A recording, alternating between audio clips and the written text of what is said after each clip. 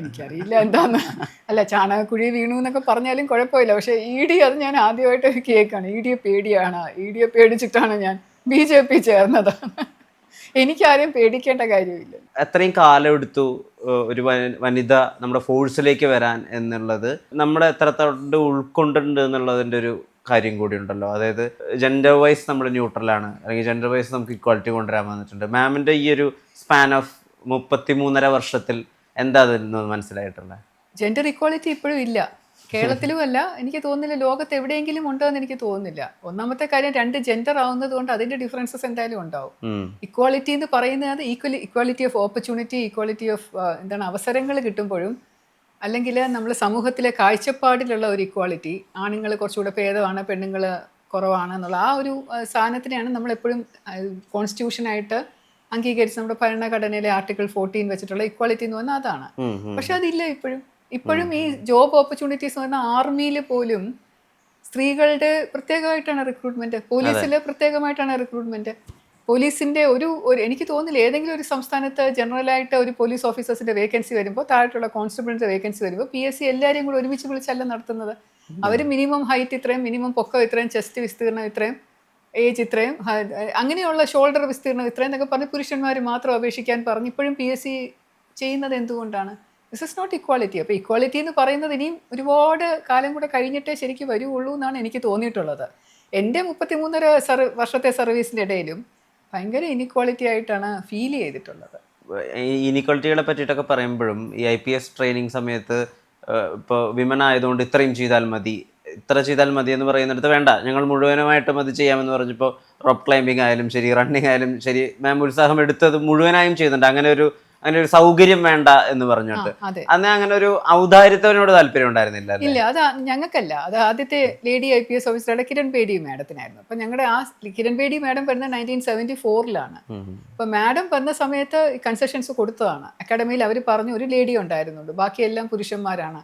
അപ്പോൾ 100 മീറ്റർ ഓടിക്കഴിയുമ്പോൾ ഇത്രയും സമയം എടുക്കണ്ട, കുറച്ചുകൂടെ സമയം എടുത്തോളൂ എന്നുള്ള മട്ടിൽ കൊടുത്തപ്പോൾ ഷീ സെഡ് നോ, പറ്റില്ല, എനിക്ക് അതുപോലെ തന്നെ മതി, തോറ്റാൽ എന്നെ തോപ്പിച്ചോളൂ, എനിക്ക് മാർക്ക് കുറച്ച് തന്നാൽ മതി, എനിക്ക് റോപ്പ് ക്ലൈമ്പിങ്ങിൽ അത്ര, അങ്ങനെ പറഞ്ഞ് നിന്നത് കൊണ്ട് she was our role model. അപ്പം കിരൺ ബേഡി മാഡം അതങ്ങനെ നിന്നത് കൊണ്ട്, കൺസെഷൻസ് വേണ്ട എന്ന് പറഞ്ഞതുകൊണ്ട് ഞങ്ങൾ ലേഡി ഓഫീസേഴ്സ് എല്ലാം പിന്നീട് വേണ്ട എന്ന് പറയുമായിരുന്നു. ഞങ്ങളുടെ സമയത്തും അവർ പറഞ്ഞിട്ടുണ്ട് അത്രയും മതി, ബസ് മാഡം അത്രയും മതി എന്ന് പറഞ്ഞിട്ടുണ്ട്. പക്ഷെ ഞങ്ങൾ പറ്റത്തില്ല, ഞങ്ങൾ വീണ്ടും അത്രയും പുഷപ്പും കൂടെ ചെയ്യാൻ നോക്കും, ചിലപ്പോൾ വീണ് പോവും. പക്ഷേ ഏതായാലും ഫിസിക്കൽ ട്രെയിനിങ് എന്ന് പറഞ്ഞാൽ കുറച്ച് കഠിനമാണ് സ്ത്രീകൾക്ക്. നമ്മുടെ ഫിസിക്കൽ മേക്കപ്പ് അങ്ങനെയാണല്ലോ, നമ്മുടെ ഉണ്ടാക്കിയിരിക്കുന്ന ദൈവം ക്രിയേറ്റ് ചെയ്തിരിക്കുന്നത് കുറച്ചുകൂടെ സോഫ്റ്റ് ആയിട്ടാണല്ലോ. പക്ഷെ എന്നാലും നമ്മളത് ട്രൈ ചെയ്യും പരമാവധി, അത്രയും മാർക്ക് കുറച്ച് മതി എന്ന് പറഞ്ഞിട്ട്. അതുകൊണ്ട് കൺസെഷൻ എന്ന് പറയുന്ന ഒരിക്കലും ഞങ്ങൾ എടുത്തിട്ടില്ല. ബിക്കോസ് ഇങ്ങനെ ഒരു ഇനിക്വാളിറ്റി ഞങ്ങളുടെ സർവീസിൽ വരാൻ പാടില്ല എന്ന് നിർബന്ധമുള്ളത് കൊണ്ട്. ഒരേ പരീക്ഷ എഴുതി ഒരുപോലെ ട്രെയിനിങ് ആയിട്ട് വരണം, അതുകൊണ്ട് ഒരേപോലെ പോസ്റ്റിംഗ് കിട്ടണം എന്നുള്ള നിർബന്ധമുള്ളത് കൊണ്ട്. പക്ഷെ അങ്ങനെയുള്ള ഒരു കോംപ്രമൈസിനും അല്ലെങ്കിൽ അങ്ങനെയുള്ള ഒരു ഔദാര്യത്തിനും നിലനിൽക്കാത്തത് കൊണ്ട് ഫിസിക്കലി ഉണ്ടായ വിഷമതകളുണ്ട്, ഇന്റേണലി മാമിന് സംഭവിച്ച വിഷമതകളുണ്ട്, ഒരു പെൺകുഞ്ഞിനെ പോലും കിട്ടാതിരുന്നതിൻ്റെ സങ്കടങ്ങളുണ്ട്. അതിനെയൊക്കെ ഓവർകം ചെയ്യാൻ ഈ 33 വർഷത്തെ സർവീസ് കൊണ്ട് സഹായകമാവുന്നുണ്ടോ?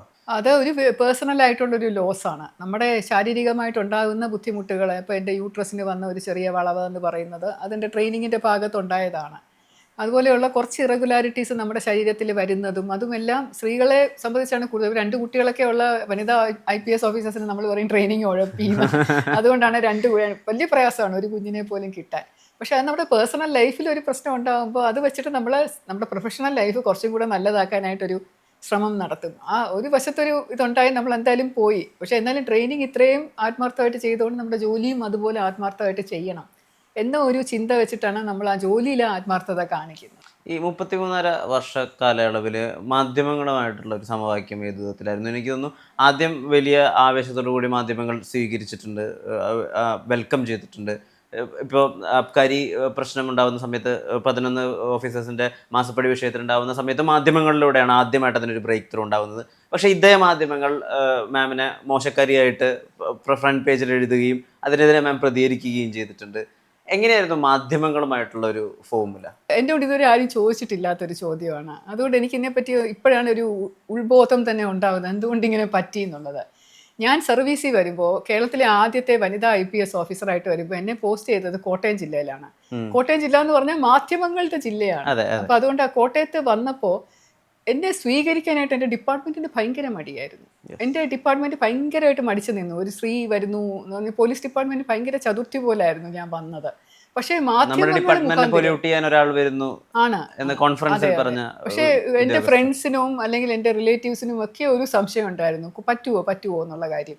പക്ഷേ മാധ്യമങ്ങൾ മുഖാന്തരമാണ് സമൂഹം എന്നെ ഇരു കൈകൾ നീട്ടി സ്വീകരിച്ചത്. കാരണം അന്ന് എനിക്ക് കിട്ടിയ മാധ്യമ സപ്പോർട്ട് അത് വണ്ടർഫുൾ. പറയാതിരിക്കാൻ വയ്യ. അത്രയ്ക്ക് അമേസിങ് ഒരു സപ്പോർട്ട് എനിക്ക് കിട്ടി. അപ്പോൾ അതുകൊണ്ട് ജനങ്ങളെല്ലാം ശ്രീലേഖ എന്ന് പറഞ്ഞ് അറിഞ്ഞു തുടങ്ങി, ഇരു കൈകൾ നീട്ടി സ്വീകരിച്ചു. എനിക്ക് ഭയങ്കര വരവേൽപ്പായിരുന്നു അവിടെ ത്രൂ ദ മീഡിയ. അപ്പോൾ അതുകൊണ്ട് മീഡിയ എനിക്ക് വളരെ വളരെ ഡിയർ ആയിരുന്നു, വളരെ പ്രിയപ്പെട്ടതായിരുന്നു. അപ്പോൾ അങ്ങനെ മീഡിയയുമായിട്ട് വളരെ അടുത്ത ഒരു ബന്ധത്തിൽ ഒരുപാട് സുഹൃത്തുക്കൾ ആ സമയം തൊട്ട് കോട്ടയം ASP ആയിട്ട് വന്നപ്പോൾ തൊട്ടുള്ള സുഹൃത്തുക്കൾ ഇപ്പോഴും എനിക്കുണ്ട്. അതുപോലെ ഏത് സ്ഥലത്ത് പോസ്റ്റ് ചെയ്താലും അവിടെയൊക്കെ നല്ല നല്ല മാധ്യമ സുഹൃത്തുക്കൾ എനിക്കുണ്ടാവും.